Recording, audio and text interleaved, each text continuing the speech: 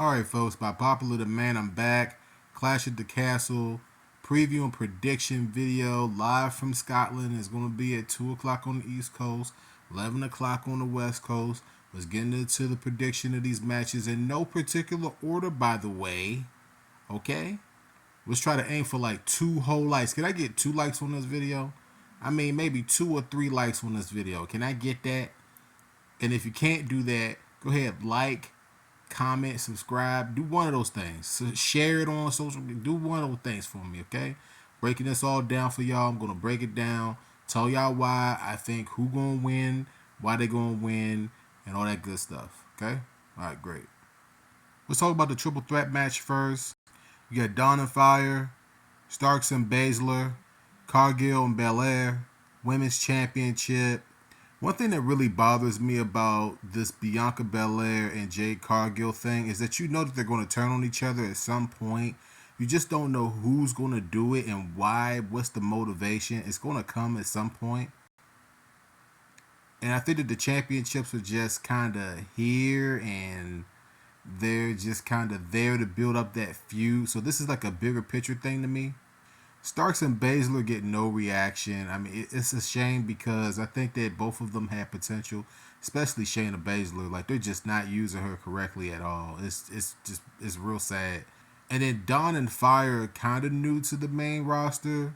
I think that Dawn has like this Toni Storm thing with her, bro. She has like real potential. Not saying that Fire doesn't. I think that they're good together. They've been good together, but I think that Dawn is definitely the star of the group. Anyway, I think that Jade and Bianca retain. I mean, this is just a match along the way of telling a long story between Jade Cargill and Bianca Belair that we're going to see play out. If I had to guess, I would say that Bianca Belair is going to be the one that turns on Jade Cargill, man. It's going to happen eventually, and this match is, I mean, this is, like I said, this is just a match to get to that point. All right, it's just another match along the way to build up that feud. There's the eventual turn that one of these two women are going to turn on each other. It's going to happen. This whole Chad Gable and Sami Zayn story has been a compelling. It's probably the most compelling storyline on Monday Night Raw. Zayn's going to defend the championship against Gable, man. This has been building up for a while now. They've been teasing that the Alpha Academy is going to turn on Sami Zayn. It hasn't happened yet. It might happen here. I think that there's a bigger story that they want to tell with the Alpha Academy with Otis and Chad. They mentioned that Otis had the money in the bank. He had Mandy Rose. I mean, he had her like naked, basically. You know what I'm saying? Naked on TV. And he lost all that. He had the money in the bank briefcase. Like, the WWE really messed up Otis, man. They could have turned him into basically JBL. They could have turned him into JBL. He could have had a stable and everything. And they just messed that up. And there's a bigger story that's being told here. Y'all see the theme? Bigger stories. Sammy had to win the title from Gunther in order for this story to happen, for Gable to turn heel. I think that Gable winning here makes sense. I really do. I think it makes sense. Gable has to win the championship in order for them to tell the story. They have to tell the story of Otis versus Gable and eventually the Alpha Academy just kind of turning. I don't know what they're going to do here, for real. If I had to guess, I'd say Gable would win. But I think I like the way the story is going because I can't predict it. When you're a wrestling fan and you're watching this stuff and you can't predict what's going to happen, that means that the storylines are good. And this one is good. And I absolutely love seeing Maxine on TV every week. I mean, she came out in the show before this, the Go Home show. She is just absolutely a treat to look at. I just had to throw that in there. What do you guys think? Do you guys think that the Alpha Academy is going to turn on Sami Zayn at Clash at the Castle and help him win the championship and then do a slow turn with Otis? I don't know, man. I don't know. Just like Fire and Dawn, you've got Piper Niven taking on Bayley in her home country. Let's be real, man. Bayley won the championship at WrestleMania, anticlimactic. I didn't like it. I'm going to be real with you. But I've always loved Bayley. She's got that smile. She's got that wonderful woman smile. You understand what I'm trying to say? She's got that incredible woman smile thing going for her. I think that they're trying to tell a bigger story with Bayley and Piper losing in her home country. I don't think that that's really going to hurt her too much. She'll definitely be over. Chelsea Green is just the good looking backup singer, I guess, or the mouthpiece in this case. I think that Bayley retains, and I think after she retains, that Nia Jax probably attacks her again, because that's her mo. I ain't gonna spend too long on this, but I love seeing Bayley. I just don't like her gimmick right now. Her gimmick is bland. I thought it was gonna be more in your face. It's just not good, man. It's not a good gimmick that she has right now. What's Bayley's gimmick? Can y'all tell me what her gimmick is right now? I mean, like I said, she was at her best when she had a specific gimmick, whether it was the Mean Girl or whatever. She's like just there now. She's like just Bayley, and I don't like it. I'm just gonna be real. I think that Bayley retains, but I mean, if they threw a curveball and Piper Niven won it, I mean, I wouldn't be shocked necessarily, but the likelihood is not high. Let's just say it like that. I think that the likelihood of Chelsea Green costing her the championship is higher. Cody Rhodes and AJ Styles in an I Quit match. Man, I'm gonna tell y'all like this, man. Cody Rhodes after WrestleMania, I knew that this was gonna come. I haven't done a video on this. People are waiting for me to say something about these WWE storylines. Like, y'all don't give a damn about nothing else I'm posting. Y'all care about this WWE stuff because y'all know I know what I'm talking about. I'm gonna tell y'all like this. Cody Rhodes' title run has been trash. I'm gonna be real with you, and AJ Styles is not helping it. Okay, he's not helping it. But they're trying to tell a bigger story here. Can I tell y'all for a few minutes? I got time. They're trying to get to either the Rocket SummerSlam or the Rocket WrestleMania. But ultimately they're going to do I hate to tell y'all this. This is a spoiler. Not a prediction or a spoiler. I might have jumped the gun with the WrestleMania main event storyline that I had last year. I think that that's still going to happen. I think definitely it's still going to happen. And AJ Styles is just the casualty along the way.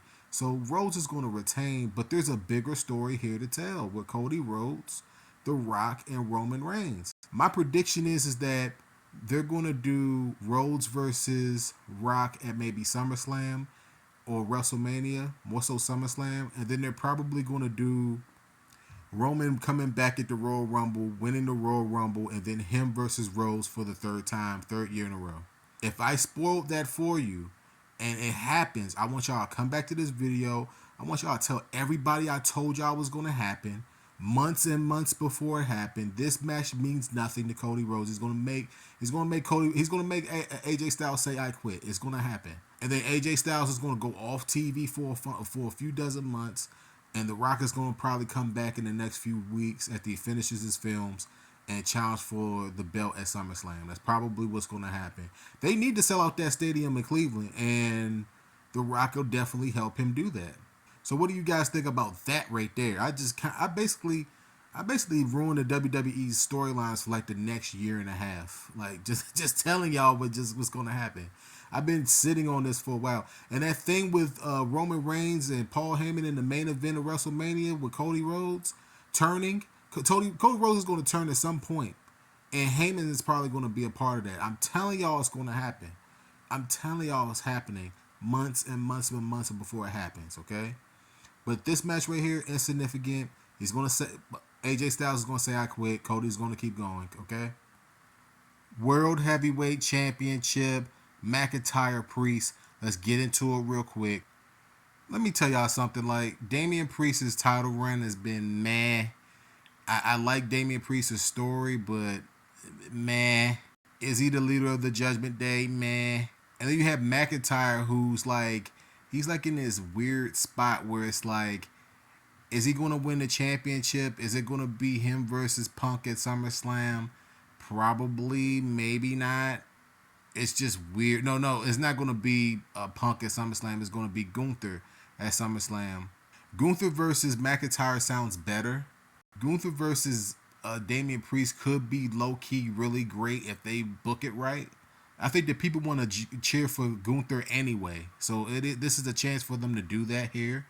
If they put the belt on McIntyre, there's no way in hell he's dropping it at SummerSlam to Gunther. It's not going to happen.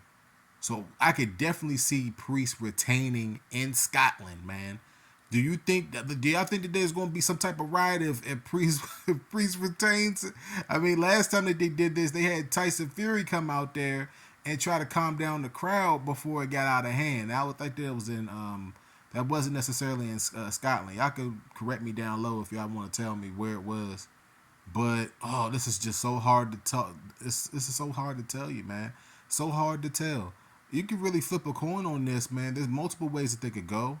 But I think that they want people to kind of cheer Gunther to a specific degree. And I think that the only way they cheer Gunther is if it's Damian Priest retaining at Clash at the Castle. Like, I don't think that they're going to rip the championship off of Priest this soon. CM Punk might be lurking. I'm telling y'all right now, CM Punk might lurk in Scotland. I'm telling y'all right now. So just look at that, and I don't think that Punk and McIntyre's feud is going to revolve a belt. I don't think it needs a belt. But I think that they're gonna face off eventually again at some point. Maybe WrestleMania next year when Punk comes back.